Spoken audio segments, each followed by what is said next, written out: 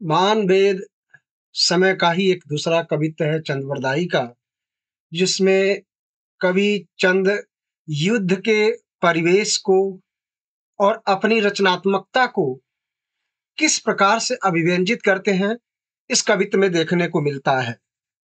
मरण चंद बरदाई राज पुनि सुनिग साहि हनि, पुह पंजलि असमान शीस छोड़ी सुदेव तनि, मेछ अबद्धित धरणी धरणी सब तीय सोह सिग, तीनहि तीनः संजोति ज्योति ज्योति ही संपातिम, रासो वलंभ नवरस सरस चंद छंद की अमीय सम, श्रृंगार वीर करुणा विभक्ष भय अद्भुत हसंत सम।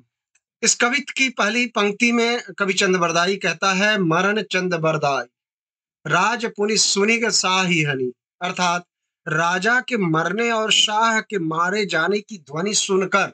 दूसरी पंक्ति में देखते हैं, पुष्पंजलि असमान शीस छोड़ी सुदेव तनि, देवताओं ने आकाश से राजा के सिर पर पुष्पांजलि की वर्षा की। तीसरी पंक्ति है, मेछ अबद्धित धरणी धरणी सबती सोह सिग, यहाँ पर धरणी का अर्थ जो है धरती है, मलेच्छों से आबद्ध हो गई थी, अब वह धरती नव स्त्री के समान हंस पड़ी, अर्थात खुश दिखाई दे रही है। अगली पंक्ति है, तीन ही तीन संज्योति ज्योति ज्योति श्रृंगार संपातिम, तृण, यहाँ तृण का अर्थ है भौतिक शरीर का जो तत्व होता है, उससे है तृणों भौतिक तत्वों को तथा ज्योति जो है जीव और दूसरा ज्योति जो है परमात्मा को प्राप्त हुए। अगली पंक्ति है, रासो अलंभ नवरस सरस चंद छंद की अमीय सम, यह अपूर्व रासो नवरसों से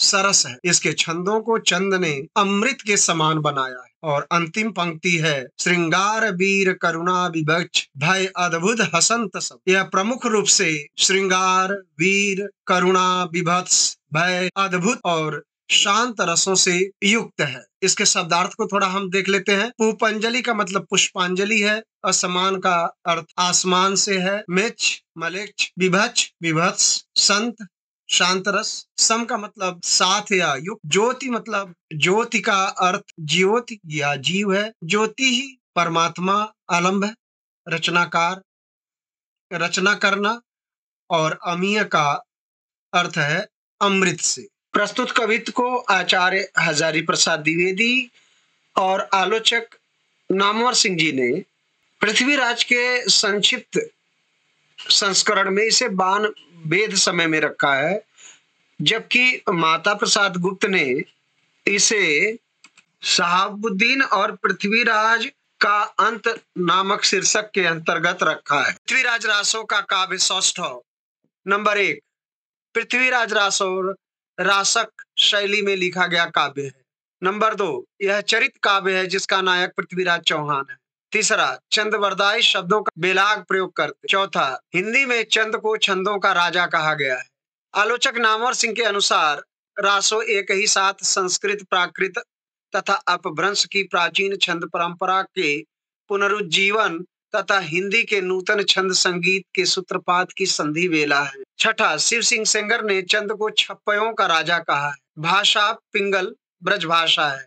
रस वीर रस। नवा, अरबी फारसी के शब्द भी दिखाई पड़ते हैं। 10वां, राजस्थान अनुश्रुति या परंपरा के अनुसार पृथ्वीराज रासो की रचना पिंगल ब्रज भाषा में हुई है। डॉक्टर उदय नारायण तिवारी के अनुसार लंदन में रॉयल एशियाटिक सोसाइटी में सुरक्षित पृथ्वीराज रासो की एक हस्तलिखित प्रति के ऊपर फारसी में लिखा है कि चंद्रबरदाई लिखित पिंगल भाषा में पृथ्वीराज का इतिहास। संक्षिप्त पृथ्वीराज रासो, पृष्ठ 166। रासो की भाषा प्रधानतः 16वीं शताब्दी में साहित्य के क्षेत्र में प्रयुक्त ब्रज भाषा है, ना कि डिंगल अथवा प्राचीन साहित्यिक मारवाड़ी न अपभ्रंश है, किंतु शब्द समूह के अपभ्रंश समास और डिंगल रूपों का प्रयोग रासों में बहुत हुआ है। यह एक शैली मात्र थी जिसका प्रयोग वीर रस संबंधी स्थलों पर अनेक समकालीन कवियों ने किया, जैसे केशव, तुलसी, भूषण, चंद्रशेखर आदि। टेसी टोरी और डॉक्टर जॉर्ज ग्रियर्सन ने रासों को पश्चिमी हिंदी ब्रज की भाषा बताया है। स्रोत संक्षिप्त पृथ्वीराज रासो पृष्ठ 166। साभार संक्षिप्त पृथ्वीराज रासो, संपादक आचार्य हजारी प्रसाद द्विवेदी, डॉक्टर नामवर सिंह। पृथ्वीराज रासो, माता प्रसाद गुप्त।